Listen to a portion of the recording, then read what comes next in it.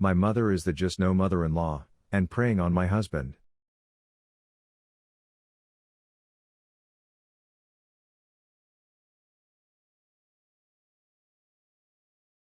I have always had a very strained relationship with my mother. She was very abusive in my childhood, which was supplemented by her constant drug abuse. After I went to college, I stopped speaking to her for years until therapy and independence made me feel like I could have a very touch-and-go relationship with her, for the sake of my little brother. She knows now that a hint of my past abuse would mean me disappearing again. So until I met my husband, she was actually on her best behavior and a model mom. Even in the beginning of my relationship, my mom was great with my husband. She sometimes talked his ear off, but it was nothing he couldn't just smile through. Then I started having massive amounts of abdominal pain during sex. Like cramping pain that left me in the bathroom bawling and vomiting. My mom is an ICU nurse and I had never had anything of this nature happen to me before, so the first thing I did was run to her for ideas on the problem. This is where the creepiness started. After me coming to her about the problem, even if the subject was about the pain and not the act, she started priding herself as being the cool mom who could talk about sex. Anytime me and my husband would meet her for food or come visit, she found some way of bringing up a sexual topic, and then start ranting to my husband that she wasn't like the other moms, and she was cool about it. It weirded me out, but me and my mom hadn't had any kind of relationship for a long time and I thought that she was just super excited that I had confided something in her and had needed her. Eventually I found out the source of my abdominal pain was actually IBS of all things. I had a major sensitivity to gluten and super fatty foods, and if anyone has ever tried to go gluten-free you'll see that gluten is in everything. So it wasn't too hard to believe that I had just been giving myself constant flare-ups. But the way the doctor explained it, in front of my mother unfortunately, was that sex was putting pressure on my swollen small intestine and making it cramp. So my mom infers from this that my husband is blessed in that department if he is able to actually cause enough pressure to affect my abdomen. From that point on she starts randomly commenting to me about how I'm so lucky for finding someone on the larger side and starts trying to wiggle details about my sex life from me. I absolutely refused to talk about this subject and shut her down consistently when the topic was between us. I didn't think it would elevate until we decided to take her out for a Valentine's dinner because her boyfriend was going to be out of town. Not half an hour into dinner she brings up my health issues to my husband, and starts trying to mess with him that it's all his fault that I am having pain. He's speechless because she is literally trying to make jokes with him about how well endowed he is, and no one wants to talk about that to their mother-in-law.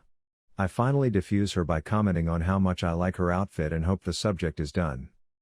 It's not. As dinner is wrapping up she starts complaining about her boyfriend.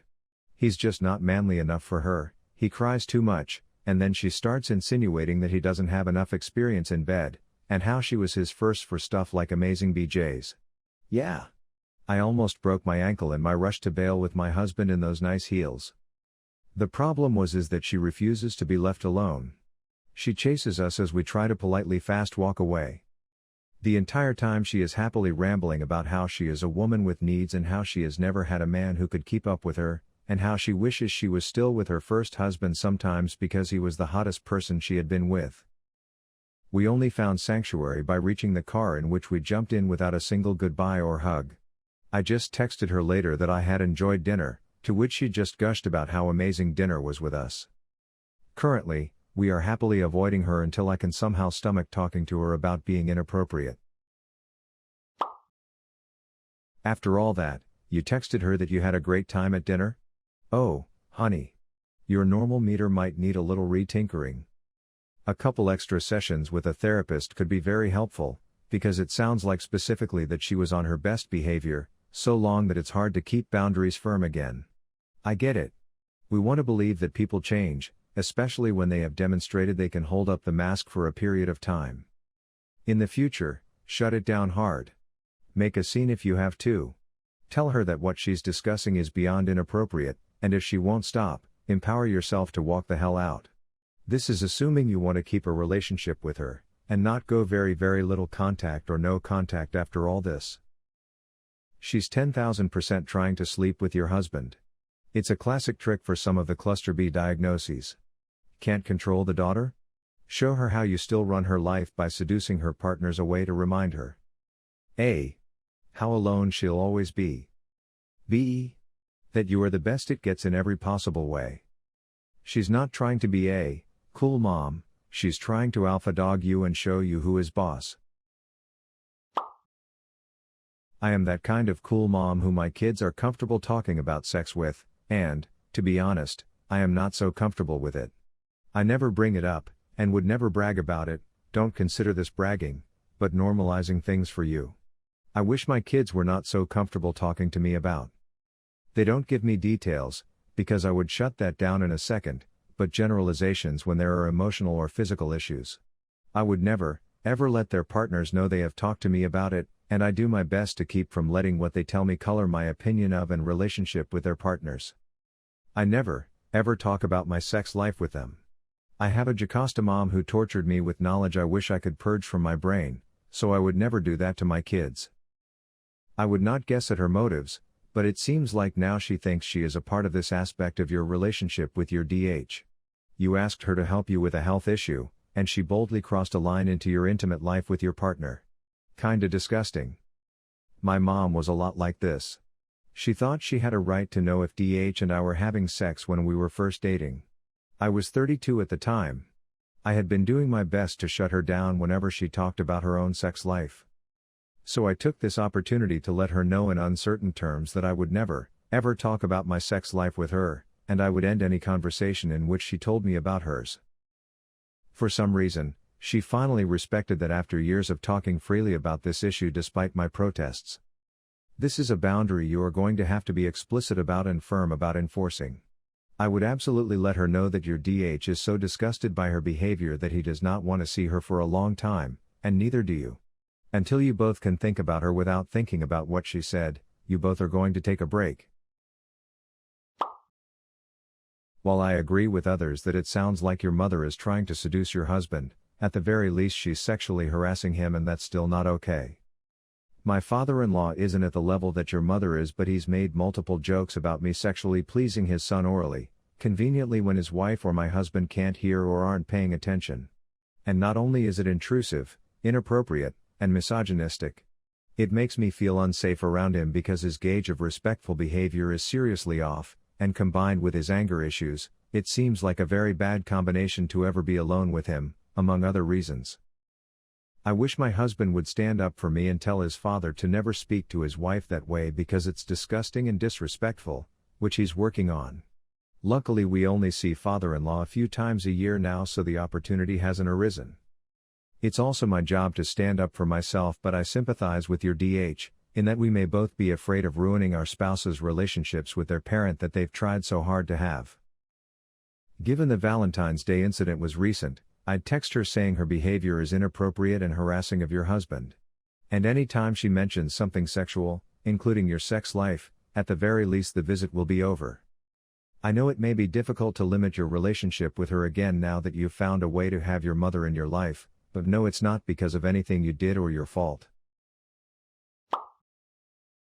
It is very possible she is trying to seduce your DH, but I also can't help but wonder if she is also getting satisfaction from your discomfort.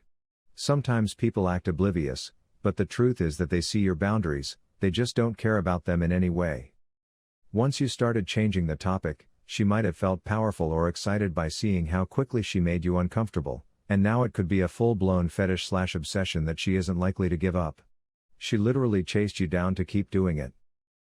I have a friend who was no contact with her mom for a time, and when she resumed contact, it seemed like she felt she had already done no contact and it was over, so she had to accept all the downfalls of being involved with her mom. I don't know if you have a similar feeling, but if so, I just want to gently point out this is a sunk cost. If you are losing by having her around again, you will not get those losses back by sinking more time and effort into her. No contact isn't your only option, but the fact that she knew how to behave for a time and is now acting pretty horrifyingly to me indicates she is aware of what she is doing. You wouldn't be a bad person if you don't want to try anymore. Another perspective I wanted to throw in. Just no mom in this situation could see her daughter's discomfort as a sign daughter thinks she'll lose the competition. Which is probably an encouraging sign in JN mom's mind. When her daughter doesn't shut her down, just no mom may just think that OP is so intimidated by her sexually, that she won't even acknowledge the possibility out of denial.